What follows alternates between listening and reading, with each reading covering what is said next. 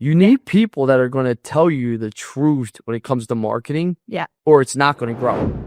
I'm sitting here with my good friend Katie K out of Canada, came in, shoot this podcast, which I appreciate. Powerful woman, entrepreneur, built and sold 18 different companies. She's the associate of JT Fox, a good buddy of mine. I mean, you do business coaching, you build businesses, you just actually got into the home services. Katie Kate, thank you for coming in. My wife had a great time with you last night at our farm, staying here. We had a great time with you. Loved it and awesome. Katie, tell everyone who you are and what you do. So essentially, I'm going to say I turned into a serial entrepreneur. I think the title of serial entrepreneurism gets thrown around very easily. But I started, early on with just a booth at a farmer's market. That's where I started my first business. So, I was still in school. I was still going to school, kind of just on my summer break. And that's where I first kind of dove into entrepreneurism. And so now I do buy and sell companies. My first one wasn't a buy. So that's where I say I've turned into the serial entrepreneur. And that's where things have led me. And now I get to invest, obviously, from that wealth, which is a really cool thing I enjoy doing now. So, and invest in other people. I mean, I've gotten to know you. You came down about probably 4 or 5 months ago. You sat in a mastermind of ours for 2 days. And you had a lot of your team here with you, too. I got to know, you're very humble. Like, you're very outgoing when you want to be, but you also kind of remind me of my wife in some ways. Like, last night you just hung out, just very quiet, peaceful. Yeah. Can you talk about the different personalities? Because it seemed like you're a chameleon. You could kind of blend with the rough and tough guys of business. And you also, I saw you with my wife last night, just hanging out on the farm, just relaxing. Yeah. I would say that is my personality first and foremost, is just humble and, calm. But you have to have a switch. You have to be able to turn it on and turn it off, which is, our mutual friend JT, that's something he taught me. Speaking on stages, never wanted to do it. Having to turn that switch on, I still hate it. I still do not enjoy it. Everybody will tell you that, but I know there's a bigger need for it, right? And to help other people, you do have to get in front of other people. So, I think my personality is very like, I am a country girl. I just enjoy simple living. And I think it's also a part of, I don't feel accomplished yet. To me, there's nothing, you can cheer for your wins, but I'm more addicted to the winning than I am the outcome. So it's, I don't feel like I've accomplished it all yet. Let's talk about your first exit, right? Because last night we were just talking, you were like, I feel like I got to get more companies because every time I sell a company, I cry because I'm like, well, what's next? What's next? And, you said coffee told you to take a year off and you're like, no way. Yeah. What was it like when you sold your first company? Because seller's depression's real. Yeah. And can you talk about going through that process? Yes. And both were different for me. So I think my first one, because I didn't want to sell. So, I was 23 when this all happened. So I've built this really successful company. I was in the vape and the CBD space.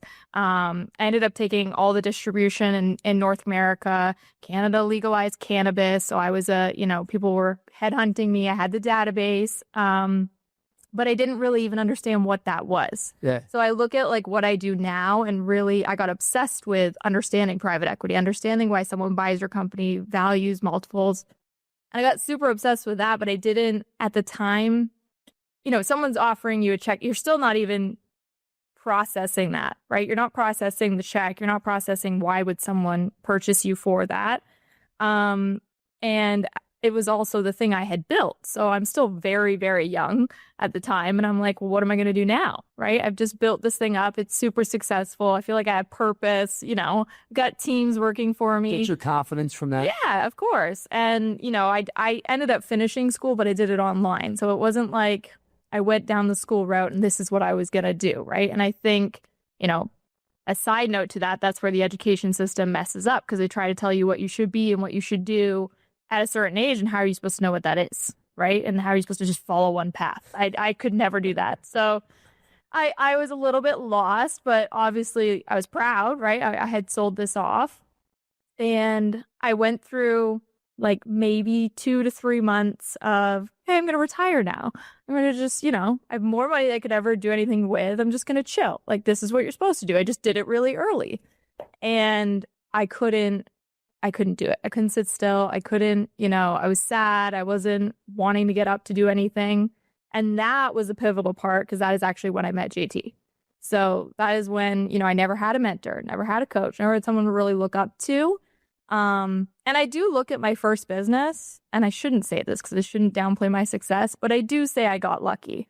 Like, there is execution involved. There is, I gave up my 20s essentially, right, to run a business. But you can't get lucky without showing up. Correct. See, that's where that's me all the time. You got lucky, but you showed up. But you showed up. Listen, a blind squirrel does find a nut, but they weren't looking for the nut. Correct. Right. So you can't get lucky without showing up. Yeah. No, it's true.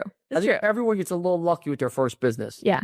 Everyone. It's true. And I think because it happened, there was failures in there, of course, but it happened so fast, and you were riding a wave that it almost didn't feel real, if that makes sense. Yeah. Right. So that's when I had kind of pivoted, and I started, at that time, I wanted to get into mentorship as well for myself to help other people. And so started that process, which actually really, you might agree with this. I love mentorship in the sense of helping other people, but also it sparks other ideas inside you, right? So, they're getting so much value from me. I'm getting just as much value from them and like the relationship that we have. So that brought me back to life.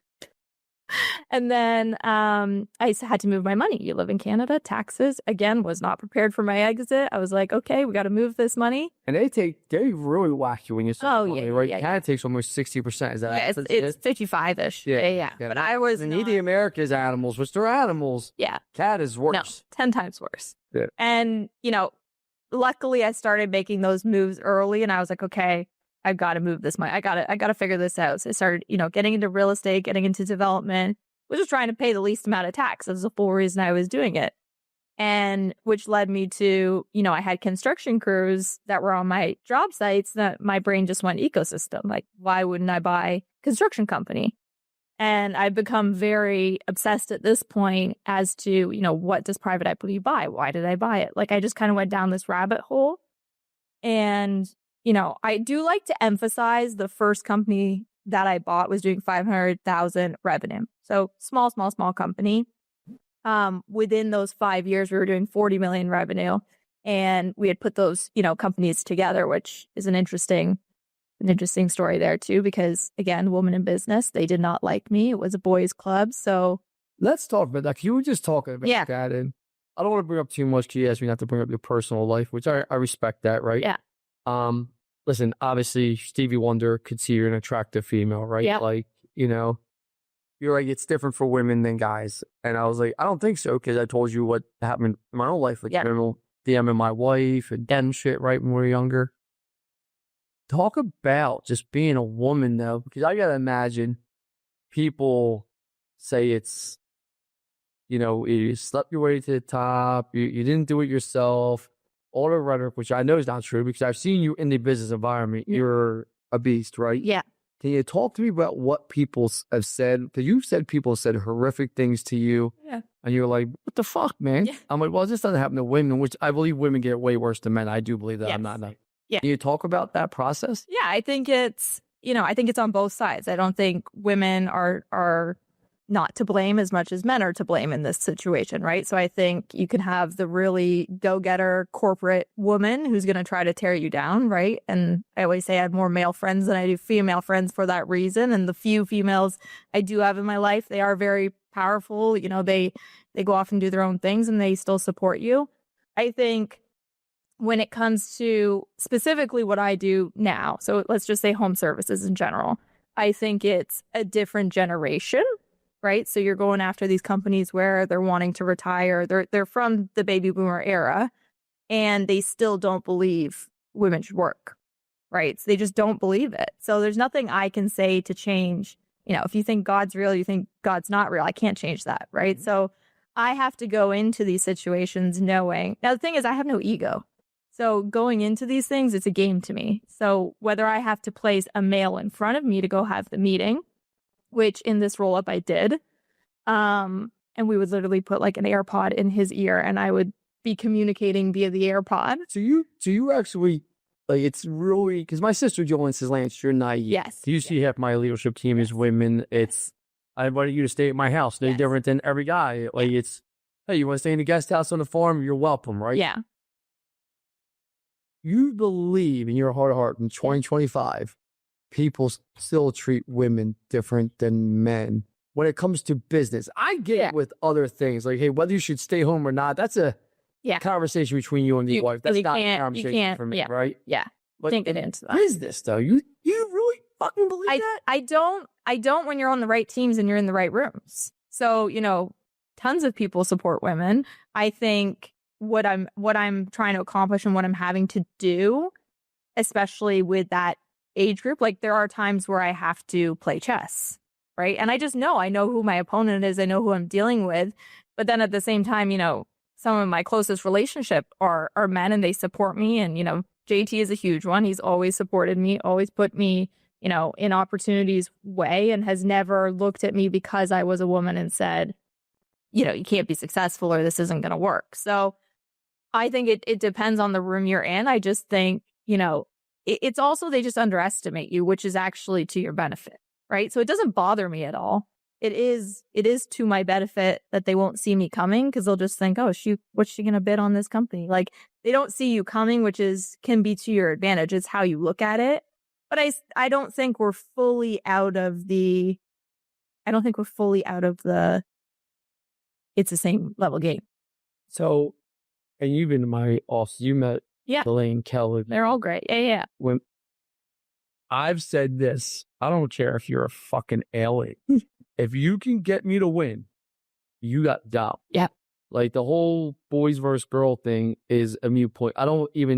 I've never, but I think you see, I don't see color, I don't see, none of those things that to me. Listen, it's amazing to me that you still deal with that because I didn't think people did, but I see Jolynn deals at that time, but she's gay. Right. I see people, I'm like, why would you kick shit? Like, that should be the least thing you worries. Yeah.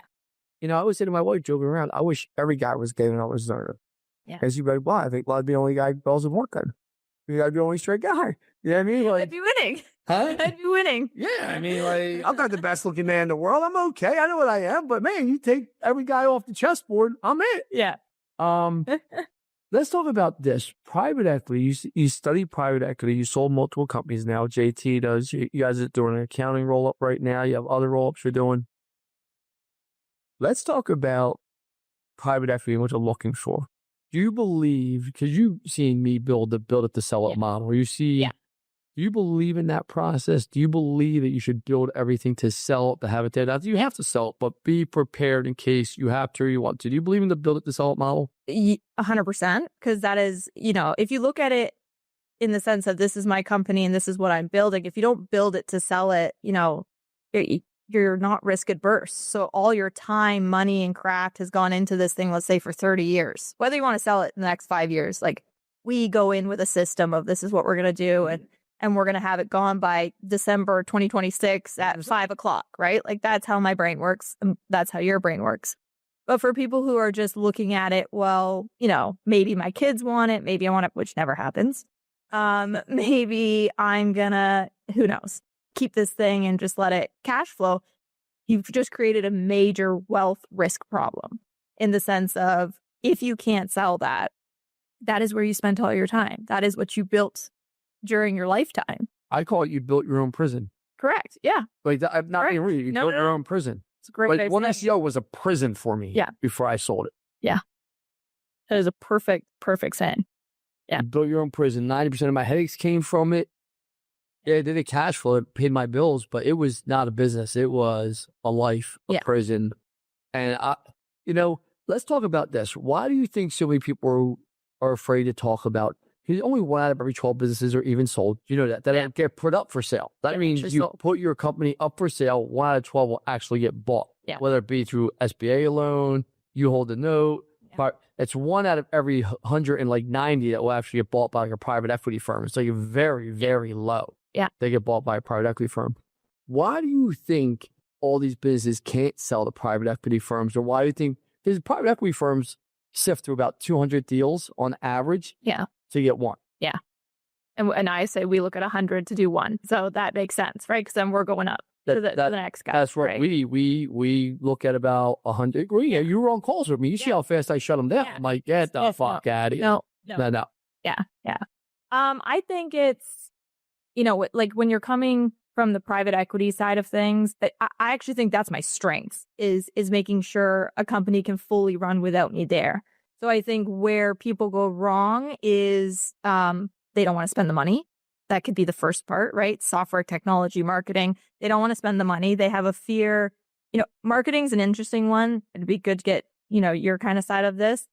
I always tell entrepreneurs, you don't want to spend money in marketing because you've been burned once in marketing, right? So you've spent, let's say, $20,000, $30,000 and it didn't work out. Me and you both know you have to test every single day when it comes to marketing. You have to dump the money. You have to continue to dump the money, but you have to be on it every single day and watching those numbers. When I am a plumber and my specialty is plumbing, if I go and spend that $50,000 that I had saved up on marketing, let's say, and it goes wrong, I'm now scared to do that again, right? So I think there's a fear of not investing properly, but then that is the only way to get you to the revenue numbers to get you outside of your business. So I think it's kind of a catch-22. Second problem is it's usually ego, and it's usually, they want to be there every day and they can only do the job perfect, right? They don't want to pass on, the baton to anyone because it's only going to get done at 80%, not 100%. And that's just, you will never sell that way. I know, of course, other than actually doing the construction, which I could probably do if I put my mind to it, but other than actually doing the construction, of course, I can go do every single job better than anyone I employ, right? Of course. But that's not the target. That's not what we're aiming for. So I think people just don't like to remove themselves. People really do thoroughly love being, the man or the woman there every day. But that's not what a private equity is ever going to look for. They want the bow. They want the perfect package. It's funny because people say, Lance, how did you sell 6 companies now, private equity? Yeah. And you never had a stake on any of them. Yeah. I said, because besides one SEO, I've never been involved in one of my companies. Yeah. And, I telling you last night about a popcorn company, and people were like, how the fuck is buy a popcorn company? I was like, I like the guy. He's a good father. There was no rhyme or reason. I wasn't like, oh man, I'm same as I went into Clear Rum. Sometimes you just buy people. You're like, okay, we'll figure this out together. He actually said to me, the popcorn guy, he goes, so what's it going to look like? I said, I don't know. He's like, what? I'm like, listen, we're partnering. I'm not going to sit here and bullshit, but I do know this is, we'll figure it out and we'll start putting things in place slowly that will grow the business. Yeah. But I'm not going to be wearing an apron. I'm not going to be popping the popping. I'm not going to sell the. What a sight that would be. But I don't even go to my businesses. I just went out and visited one of my divisions for the first time ever, Planet Roof. And, when we partnered me in that company, they were doing about $2 million a year. We're going to do $3 million this month. We're going to be partners for 6 months, 7 months. So we went out there just for a day visit to congratulate those guys for going the right direction. But I didn't go out there because it wasn't going well. We did $2 million last year when I partnered. And it was all insurance work. We're full retail now, and we did $3 million this month. We did over $2 million last month. We did more in 1 month than they did all last year. And that's what people don't realize. If you insert yourself into a business and you start running it, then you're going to be handcuffed when someone buys it. I just sold Shock IT. Oh, yes. Congrats. Yeah, you sold that. And guess how long I had to stay on for after we sold? Because it's you, I'm going to say 30 days. Not even 1 day. Wow. Now, Scott's there, and he's helping transition. But literally, they're like, I'm like, what do you need from me? They're like, well, what do you do? I'm like, well, I don't really do anything. So Scott has to stay, and Jolene's helping run the finances still. Yeah. They did Joe in a contract for 6 months. Yeah. And I'm like, yo, can I get some type of payment for 6? And they started laughing. They're like, we're giving you a lot of money here before I was in bed. The lads, you can get out. They're like, that's exactly what they said. Take your check and get out. But that's what you don't realize. If you build the company the right way, it should operate. You didn't work out with us this morning, but my buddy Mike's in town, in Buffalo, to shoot a podcast. And he said, man, I've been here for 2.5 hours. You have to put it on your phone once. Yeah. I said, my phone's on silent all the time. Yeah. And last night, if you noticed, when we were at dinner, always on my phone. Yep. And most people, when they own businesses, they'll constantly say, "Excuse me, I got to take this, I got to grab this, I got to do this." It's because they get their self-worth from being a man or woman. Yeah.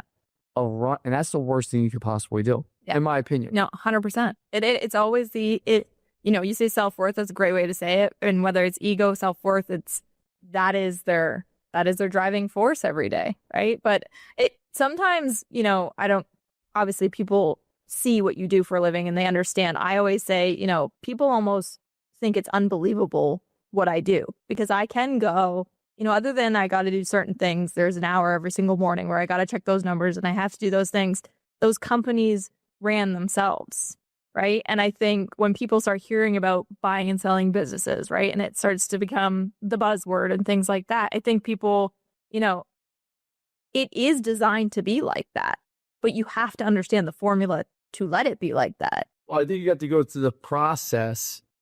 You built a company from the ground up. I built a company from the ground up. You've been through the process of micromanaging everything. You've been through the process of the stress of every financial decision falls on whether you eat or not. Yeah. Right?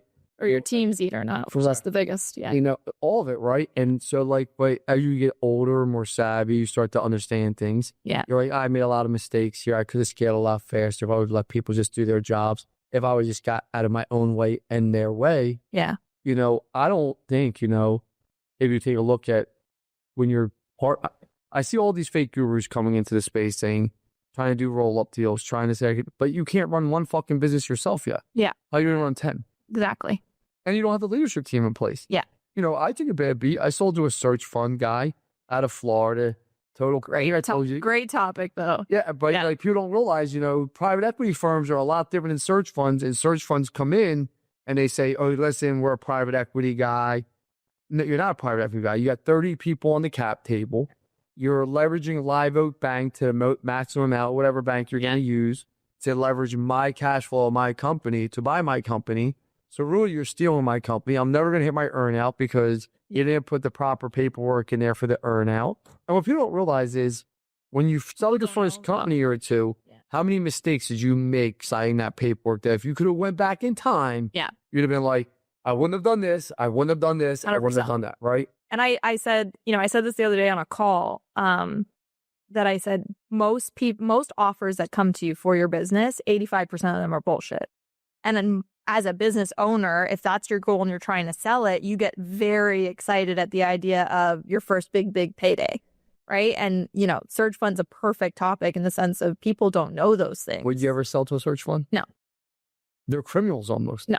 I mean, and what's funny is the guy I made a mistake with, and it's public, I'm suing you. You can Google it, right? Yeah. I had no choice. Like I'm a positive guy, but when you tell me I can't see the financials. Yeah. What do you mean I can't see the financials? Yeah. I should be able, you're telling me you're not going to give me money. At least let me see the financials. No, we're not going to let you see the financials. Okay, well then I got no choice but to see you, right? Yeah. But when you understand what a search fund truly is, they come in, they might put, let's just say you sell the company for $20 million. They might put into the whole entire deal a few $100,000 of their own money. Yeah. Then they take 3 to 4% or 5% as a. I still don't even think it's their own money. The 200,000 to 300,000. Correct. I still think it's some scam. But but they raise all this money from investors. Yeah. Then they leverage the bank on your cash flow. This is what you just don't know. I tell people, Lance, how you're so successful in business. How didn't you know this? It was the second fucking company I've ever sold. People live in the real world. You don't know everything until you go through everything. It's like the guy that was 70 years old, right? I was talking to him one day and I was telling him about this and this and that. And he said, son, live life first and then come tell me about life. And I use that line to all your other people now because it's so true, right? Yeah. And the search funds, they get their money back year one or two at the most because they're taking in management fees back to them. They're real. So here you go laugh about this. So I was going to do a deal at Penn State up here where my wife went to college. And my wife lived in this building called Park Place or some shit like that. So I was like, man, I'm going to buy the fucking building. Wasn't much money. It was like, the whole deal was $30 million. So 38 million, whatever it was. So I was like, we're going to buy this, right? Deal comes across my table. There's an LP and a GP. You know, limited partners versus GP, right? You never want to be a limited partner. And I tell Phil this all the time, right? People just don't get this, right? Yeah. So I said, listen, I'm willing to put up a few $1 million to be into the GP. So they immediately set up a call with me right away. They're emailing me. To the top of the list. Right. So and obviously people knew I had the money, right? Yeah. So you'll laugh at this. So we're sitting there, and the guy's opening statement was, we just turned down, they wanted 3.7 million, right? That's what they had to come up with to close the gap, right? Yeah. So I said, all right, no problem. I said, I want to be part of the GP. And they're like, well, it's funny, this morning we just turned down a guy that wanted to give us 5 million to be part of the GP. So I said, hold on. Why am I on the phone if you just had a commitment of 5 million when you only need 3.7? Because you'll take the extra 1.3, put it into the coffer in case you need it for whatever reason. It's, expenses come up, right? Like no one turns away extra money in investment, right? It's just, so I knew the guy's bullshitting, right? So I go like this to him. I said, listen, I'm going to make this easy for you guys. There's 4 people into the GP right now, right? All 4 people totaled out of to close the deal, they had to, it was a $38 million deal. They had to come with 15 million, right? Of the GP money that owned 40% of the deal. What money do you think the GPs put up? How much cash? Hard cash. What they should have or what they did. Let's say for 40% of this $38 million deal, what do you think they're putting up? 200,000. They put up a total of about 900,000 between all 4 of them. Now, this is the kicker on this deal, right? And this is what you learn as you get burnt, right? So the one guy owns the construction company that's doing all the work. So now he's getting paid by all the fucking LPs that do the construction. The other guy owns a leasing management company, so he's getting paid for that. Every 4 of the GPs was making money. Sucking more money out of it. Sucking more money. They all would have made their money back just in fees in the first year. Yeah. So there's really no investment. They just said they invested money. They own 40% of the deal, just straight equity. Yeah. Right? So they came back to me. I said, listen, I'll give up 3 million. That was my threshold. I'll put up 3 million, but I want what 3 million? That means I would own 75% because you only put $1 million up 900,000 of the GP part of the fund. Yeah. They came back and said, we want 5 million. I'll show you the fucking email. Oh. And I said, no way. You just turned down 5 million, supposedly. So I turned it away. But the point being is. But people fall for that all the time.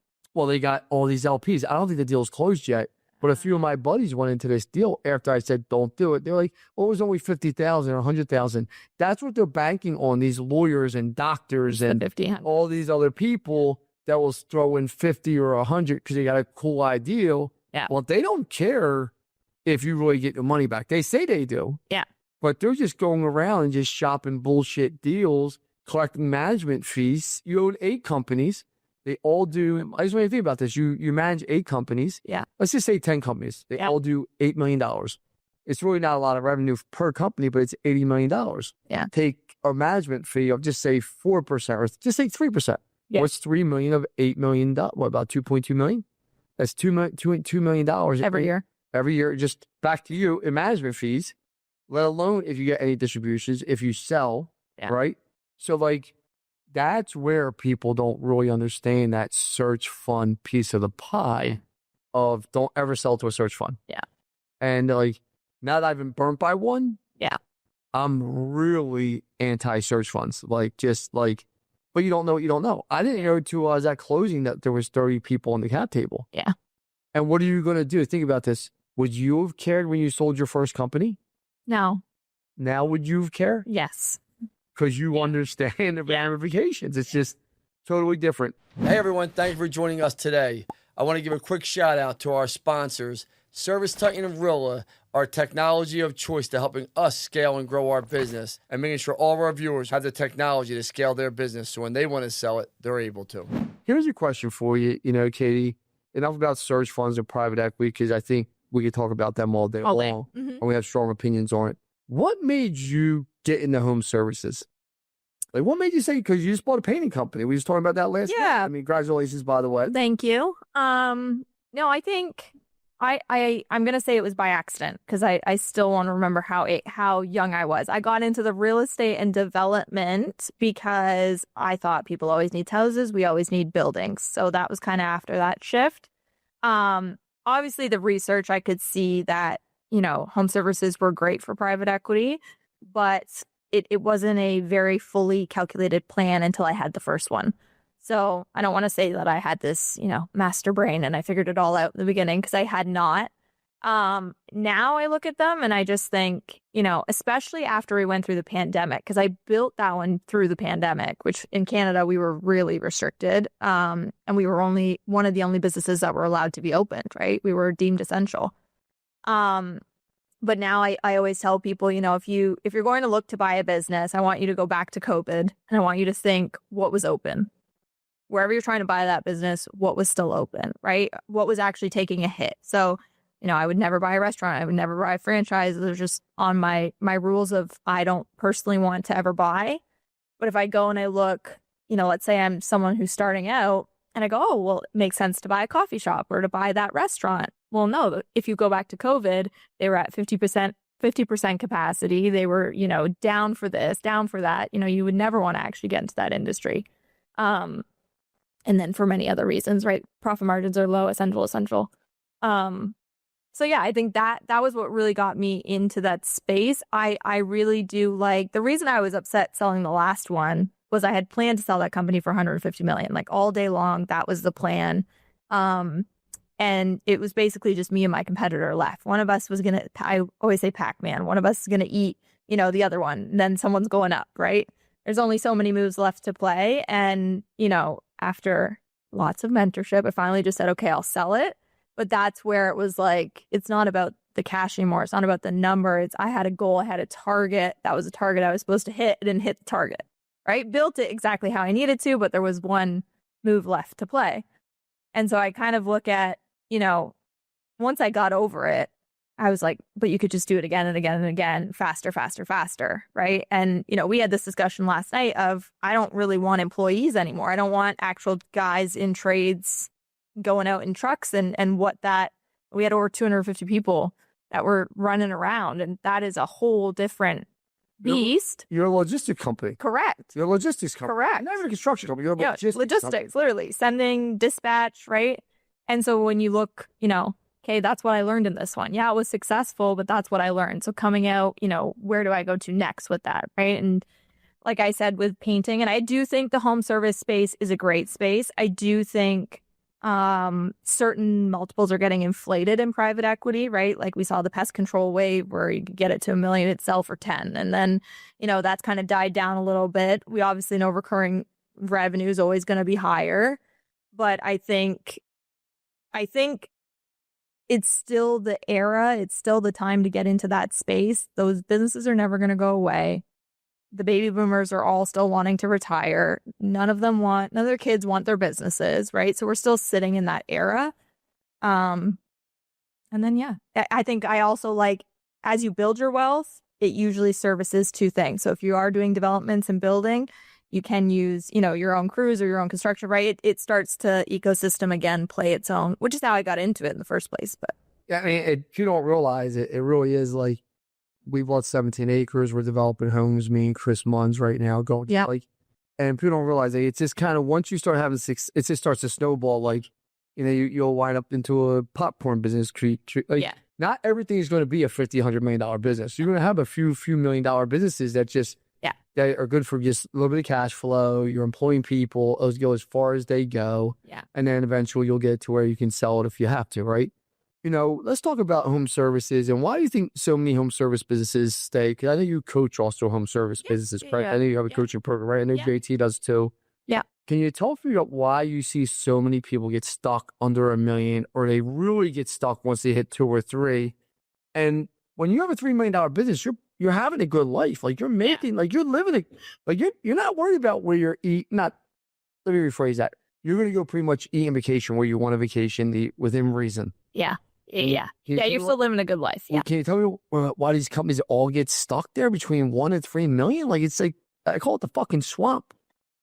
My opinion on it would be you have to market talent as much as you market sales. So, we were always hiring every single day. There was not one day there wasn't an interview that was going on. That was when we were doing the labor though, right? So, I think they go, oh shit, and then they try to solve the problem. Oh shit, let's solve the problem. As opposed to if you have a roofing company, and you are doing the roofs, every single day there should be an ad out and there should be someone getting interviewed to be a roofer.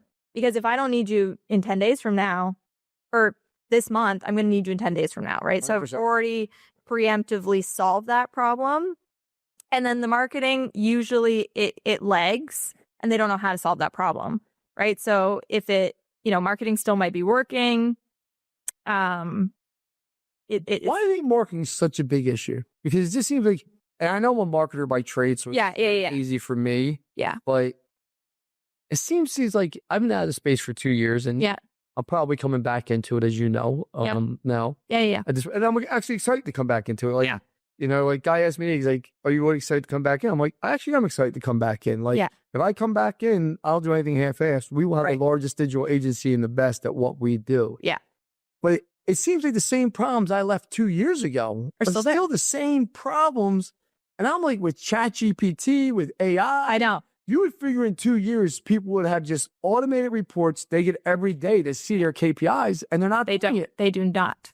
Those are the fucking mind-blowing to me. That's where, like, even when we came and spent the day at your office, that's where I was like, Francie, JT CEO, was sitting beside me, and I said, my brain is so happy right now because it's other people who actually check in on it every single day, but you come from that marketing brain, right? Yeah. So when let's say I'm coaching service-based businesses, they don't have that same mentality. Those are, and I think I asked this question. I said, what are the 3 numbers Lance wants to see every single day? And they're the 3 numbers I get sent to me every day as well. Because I can tell, do I have a sales problem and my sales guys are shit because this number's flying? Do I have just going to pull it up? Yeah, it gets text to me every morning. Like, I'm like, and I get one every night. And then I'm like, how do you not get this to you every day? And I'm like, dude, this is just pure automation. Like, it's not even difficult. The numbers explain where the problems are. It comes through every night, every morning, and then about 8 something or 9 o'clock, whatever it is, the next one comes through, and it takes me 30 seconds. And when you see those numbers, you can identify the problem. Right? Well, I'm on the phone with Bill and Mike. Exactly. Jolene and Kelly. I'm like, okay, guys, we can see Maryland, or I can see Utah, or I can see California. I can see what's going on. Yeah. Talk to me. Yeah. Right? And they got a better handle on it. And I'm like, how? Like, because you don't have to know marketing. You have to know the KPIs to look at. And people, correct. But people give that information out for free every day, and people still don't do it. Why? I don't know if they don't understand the value of it. I don't know if they don't understand that numbers is the heartbeat of your business. Like, I don't know if, again, I'm a plumber. I've done plumbing my whole life. Yes, I market. Yes, it works for me, but I haven't spent the time. You're not a plumber. You're a sales, marketing, and a recruiting company. And the second they see it. 3 things you are. You're not a plumber. Correct. You're not a plumber. The second they start to see it that way, it clicks. And I think that's where we start to see people get over the hump. I think also, just from working with entrepreneurs in home services space, the number one thing I see, which you're going to laugh so much at this, but okay, we're going to spend $20,000 a month on marketing, $50,000 a month on marketing. So they make a budget of ad spend with their marketing agency. They never change the budget. Or it should be a percentage of your revenue every single month. And how are you supposed to grow? Well, your agency isn't going to tell you. The agency is just the agency every month. And it was funny because when I owned my agency, I looked at the churn list. Yeah. And when I first started my agency, all I was hanging on to was not to get fired. Yeah. Not to get fired. It's fucking crazy. And then it got so big, I was like, okay, we just got to outsell the loss. Yeah. We knew our average loss would be X amount. So we knew we had to sell this amount, right? So that's how you have growth, right? It's real simple, right? It's all numbers. Yeah. And now by the agency, it wouldn't be that way. It'd be like, if you don't, I don't need the money no more. So it's just very different, right? You don't have the money. Yeah. And like my coaching group, I think I told you I started the winter circle. Yeah. And it's only, we have only 10 people in it. It was a select 10 people. We have a second 10 people. Yeah. But my open statement was, if you don't want to do this and not be here, take your $100,000 and get the fuck out. Yeah. Like, if you need $100,000 to make a difference in my life, you're wrong. This is going to be more impactful for you. Yeah. And Bill told me that'd be my hardest part about me coaching people, because I'm so direct. Yeah. And I'm so about, hey, listen, if you don't execute, you got to go. Yeah. Like, black and white. I'm very black and white. Like, I'm telling you what to do. Go do it. I've been here. I've done it. Yeah. Execute. Yeah. Just execute. If you fail, it's okay. I'll be there to help you pick up the pieces. Yeah. But man, if you don't even attempt it, Yeah. dude, we're gonna have a problem. Yeah. So yeah, I mean, and that's where I just see agencies with marketing, like the same budgets, no new technology. They're not telling people. And this is the best thing is, and I use a good woman for my social media. I don't do any of my own social media. I never have. Yeah. These guys, Jacob, they're great, right? And Jacob will always come to me like, well, I think this is an issue. I think we got to do this. I saw this. I think we should be doing this, right? But even the woman I use, she gives me recommendations and she'll be like, Lance, don't do this. Don't do this.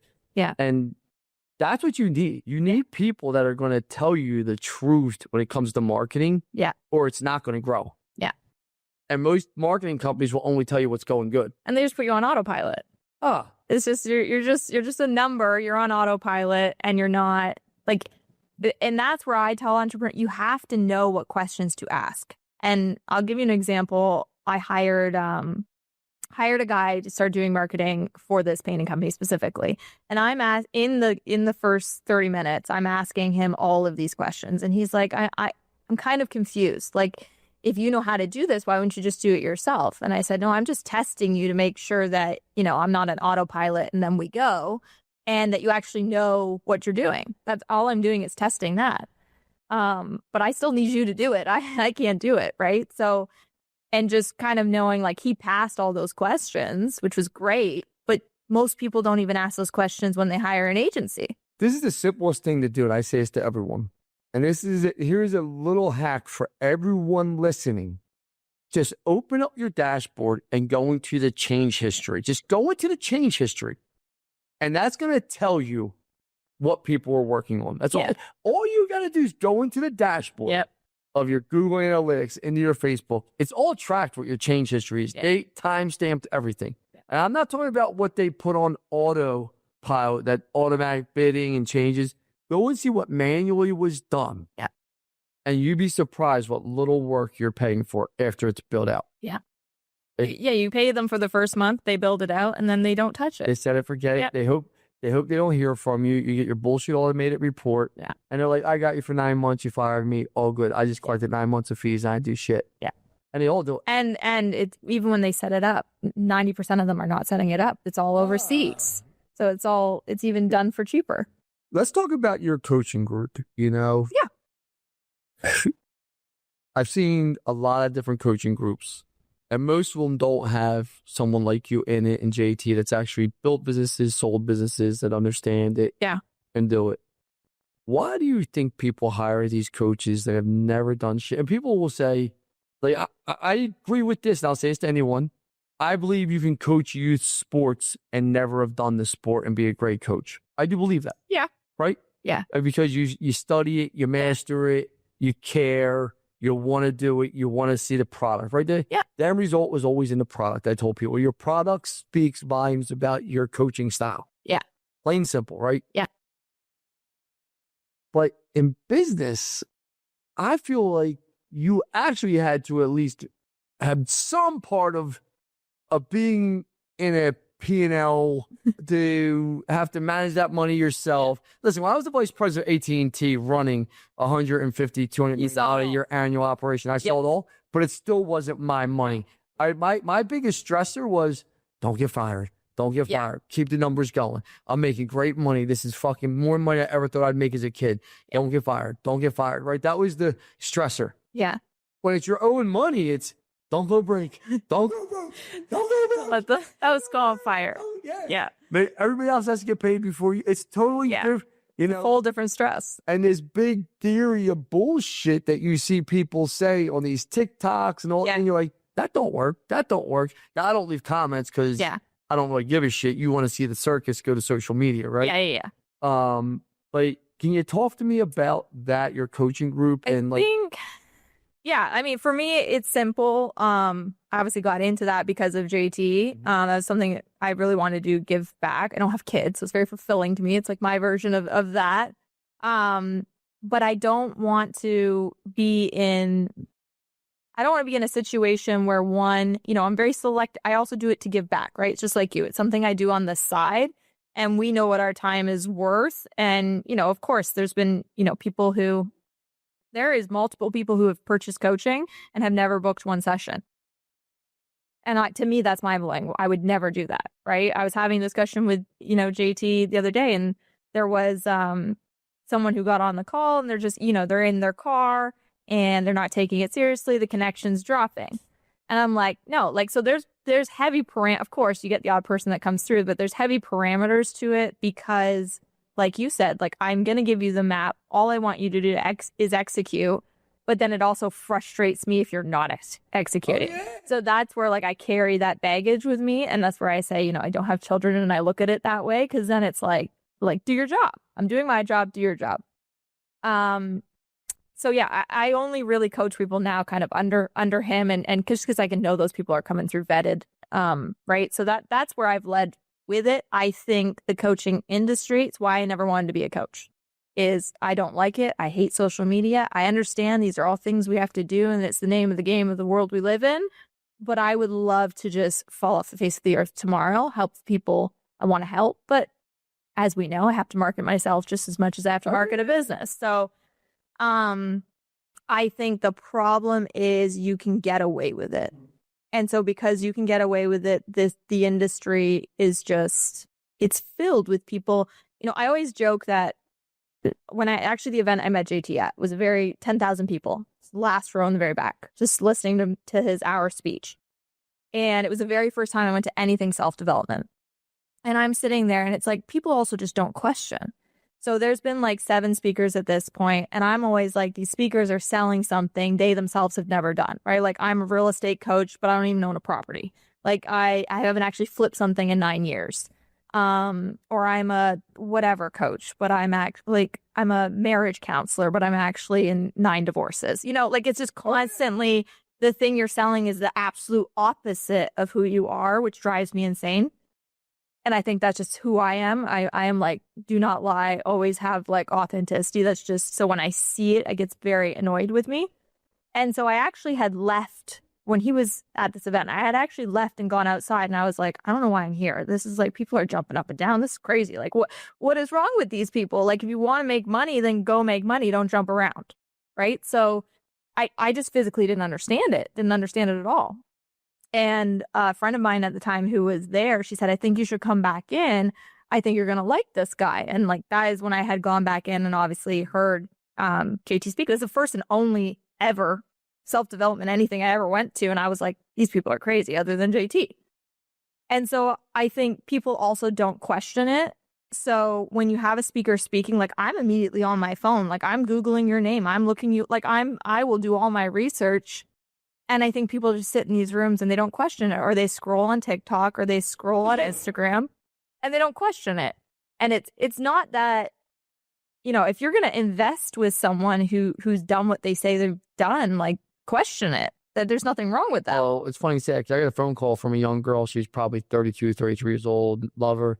And something about hiring this coach. Yeah. So that's great. Because I do believe in coaches. I have a coach. Like, I've had coaches. Like, I still invest in myself. Like, I don't care who you are. You should always be trying to level up. Like, of course, if you're that arrogant, you think you're at the top, there's a problem, right? So I said, that's awesome, man. I'm really proud of you. Like, that's I feel like getting a coach is like the first step of, or a mentor, like the first step of you losing your ego a little bit. Yeah. Does that make sense? Like, yeah. You gotta lose your ego to be successful. Absolutely. Right? Yeah. And I said, well, how much is there to charge here? Where she goes, $190 a month. I said, what? I said, I want you to think about this logic. I said, it's less than $2,400 a year. I think it comes out to like $2,280, right? Yeah. Something like that, right? I said, I love you. Like I love you. I mean, this is your little baby girl. I said, what the fuck could anyone do for you for $2,000 a year? I said, how much time are they going to give you? Well, he's going to take my call. I'm like, but how successful could they be if that's what they value their time out through a year? And this was for business. This is for business. Okay. And I just said to her nicely, I said, you'd be a fool to give that guy a penny because that person's a fucking stone cold loser. Yeah. And she said, what? I said, that person is a stone cold loser, and you could tell him that. Yeah. I said, guys, like, there's no coaching group. I've never heard of a coaching group for $20 a month, right? I mean, I heard, hey, you can get coaching for $1,000 a month, $2,000 a month, $5,000, $10,000, but never less than $200. Like, just I mean, I said, my thing was a meal at Capitol Grill for 2 people is more than $200. Yeah. Like, it was so fathom to me, but she was ready to buy it. But people are so desperate, I truly believe, for help. And they don't realize they don't need that kind of help. They need to help themselves. Yeah. I mean, oh, for sure. I always say we're life coaches first before we're business coaches, right? Sometimes you got to get through those roadblocks first because the decisions you're making in life are the reason you're making decisions in business. So I believe that fully. But I think it is. I think people want to believe I can swipe up and be a millionaire. They want to believe I can sit on a beach in my laptop. They want to believe, a lot of things that are just never true. Like, and again, you said it earlier, they haven't sat there. I even think about my first business, just things that went on in my life while I was building that business. And I got really, really sick. And I was like, it didn't matter. I was taking IV bags with me to the business. Like, I made a negotiation with a family member because everyone was like, you have to stay home. You have to stay in bed. So we set up like 10 screens so I could see all the security cameras of all my locations. And I would just be like sitting there. It lasted 4 days. 4 days. And I was like, nope, going back in. And, I just think about like the grit and the determination that took. And that wasn't a swipe up. Everybody hears the story now and how great it was now. But the amount of resilience that takes, I don't think people understand what goes into it. Well, I think the reason why is this generation. I heard a stat, and don't correct me because someone's out there who's like, that's not the whole stat. It comes out to be that 10% of women 18 to 24 have OnlyFans pages. I don't know if you know that. 10%, right? Wow. And think about the money they make from it, right? Then you have things like, what are those apps called again? Jacob, Grindr, Tinder, Bumble, right? All these apps. Yeah. Instant gratification, right? Yeah. Yeah, it's right. Swipe left, swipe right. Like, someone, and here's a true story. I was about 5 years ago, maybe 7 years ago, Steve, I don't mind putting on blast, young, good-looking kid worked for me. His kid was built, good-looking, nice kid. So what are you doing this weekend? He goes, we're going to Netflix and chill and just order in. I was like, I go back to my meeting. I'm like, yo, man, this generation, just what a bunch of fucking losers. Like, this guy's going to Netflix and chill and just order in. Yeah. Do takeout, he said. Like, bring it in, right? And everyone just starts laughing. I'm like, what? When he's saying order in, he's going to order in a get girl off of one of these apps, Netflix, chill, have sex. And I'm like, what? But that's what they have such instant gratification. They think money is the same way. And there is no quick instant gratification to money. No. You have to grind for it. You Every have day. Determination. Yeah. Like, there is no pill you're taking. Like, I agree. Like, if you want to call an Uber, it's instant. If you want to get on an app, it's instant. If you want to, like, listen, I book all my hotels and all my flights right through an app. Like, it's instant. Like, so, but I've never made money instantly. Have you? No, never. Maybe one night at Vegas, blackjack, because I got lucky. I've lost more in there. Here's a question for you. How is it, and I don't want to keep you too much longer because I know you're busy. How is it working with JT? Because he's a character. I love him, good friend of mine. But there's different opinions of JT. Of you go course. a lot. But the bigger you grow, right? I've always said this, the bigger personality, the more difference of opinions you're going to have on someone. Yeah. But for an insider, because you're very close, it seems like his team is very loyal to him from the outside. Yes. Can you talk me about that with JT? Yeah. So it can't be all that big if there's such a loyal team around him. I do say you either love JT or you you're on one side of the spectrum, and I think that's because people can't handle hard truths. Like you've said it, you're very like straight to the point. He is like that. He is the hardest worker I know, right? The guy is constantly working. And so that's who's leading at the front, right? So I think working with him, you have to be able to keep up. You have to be able to keep up. His most valued qualities are people. So, you can give him the best deal in the world. He's only going to ever invest in the person. And I look at that very similarly. So I respect that out of him. And to him, one of his values is loyalty. And if you screw him, there's no coming back from that versus the people who are, like you were saying, on his team, they are very loyal because I never have to worry. I think business every single day, his new book, Business is War. It's a very good point. Because by the way, get it if you. It is a great book. It is a great book. I'm surprised. Very great book. But I agree with it completely. Like every single day we are fighting for whatever we're trying to accomplish in our businesses, right? So you're either getting the customer or you're not. And he really talks about that, all the time. But you also have to have the people around you going to war with you or going to battle with you, right? So I think you're going to get stabbed in business every single day. There's always going to be something that goes wrong. So, and you probably feel the same with your team. Those people who are closest to you, you don't want to have to worry, they're right there. They're going to stab you or anything like that. So, I mean, it's like drinking actual flames out of a fire hydrant working with him. But that's what makes it exciting and challenging every day. So huge respect for him. Let's talk. Give me something that significantly influenced your business philosophy. Maybe. Give me like the biggest defining note that influenced your business philosophy. Business philosophy. I would actually probably would say when I just sold this last company, because I think I've never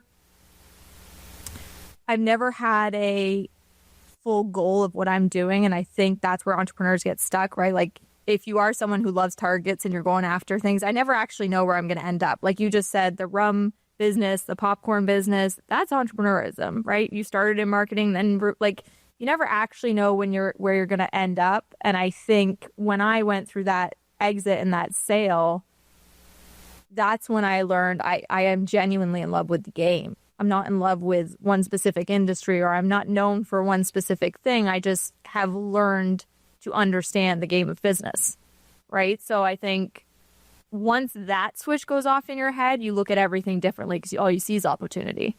But it took me a full minute to kind of get there, even though I did come from two very different industries. It's funny you say that because people over the last few years, like they'll stop me at the airport, they'll stop me and they'll be like, "You're the TikTok roofing guy. You're the roofing guy." Yeah. And my little son, my middle son, Hammer, is like, "You're the roofing guy. Wait, why are people it was probably last September, he's like, "God, why are people calling you the roofing guy? Like, I don't understand." Like, I'm like, I have multiple roofing businesses. I've sold now a few. He's like, "But you've never been on a roof. You never sold a roof. That's a lie, Dad." He's like, you don't. I'm like, Hammer, stop being so matter of fact. Like, you are correct. I've never sold a roof. I've never been on a roof. Yeah, you are correct, Hammer. But relax.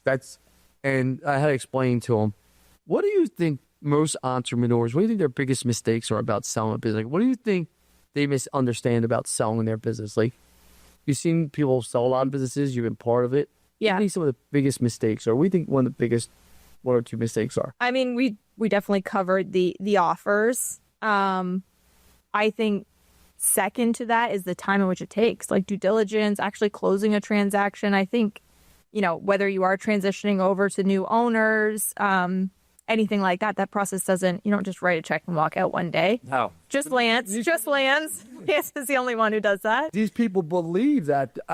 My due diligence is very different because I partner. Yes, right? So it's very, I say to people, it's very different. I could have you closed in 2 to 4 weeks, right? Yeah. But most people are going to be 90 to 120 days. Yeah. Yeah. And just the diligence, like it's not a fast, I mean, also your you'll love this part, but you guys talk about it all the time, your profit and loss statements, what your financials look like, having those things, especially, Canada, for example, Australia, both of those are markets where you're running, your P&L doesn't look good until your last 2 years when you're about to sell, right? So cleaning up those sheets prior to selling, people think they can just post their business for sale. And I'm like, well, no, now we need 2 years of perfect financials. You need that 12 months here in America. Yeah. And as long as you can explain it, but you're right. Here's a question for you. Why do you think, what's the biggest mistake that companies do trying to scale too fast? Do you see people come and try and just hit the gas pedal and there's tons of problems? When you try and scale too fast, what are some of the biggest things you see? It's usually teams and people. So it's trying to get you can't just scale. If you don't have the foundation, it's like building a house. If the foundation isn't perfect and there isn't a plan on how to scale that foundation with your teams and your people, you can add all of the liquid fire you want onto it. It's just going to be a mess. And it can actually take down your business and take down your house if you scale too fast, right? So I think there is the exact same way we look at, we've been talking about those numbers when it comes to your marketing and, what's coming in on a daily basis. I also always then go and look like the people that are attached to those numbers, right? And so if at any point we're struggling to get a certain type of employee, we have to slow down. We have to pull back on that. And people don't like to be told, oh, for 30 days, I have to make a little bit less money. But they don't understand that if you have to pull back sometimes, otherwise you're going to lose all of this. 100%. So, Last question for you. You sold multiple companies. mm-hmm. What does exit rich to you mean personally? The definition has to change from you at 25. You sold Definitely has changed. Depression. No, I'm kidding. What does exit rich to you mean personally now? I think now that is kind of my mission. That's what I do. I enjoy, for Katie on the personal level, that is my sport. That is my game. That is what I love. And I think, like you were saying, on different times that I had gone through that transition, I thought, okay, it's over. I retire. Oh, it's over. I retire. And then you start doing it to the scale and you realize, no, this is a sport. This is a game. So that's what it means to me personally.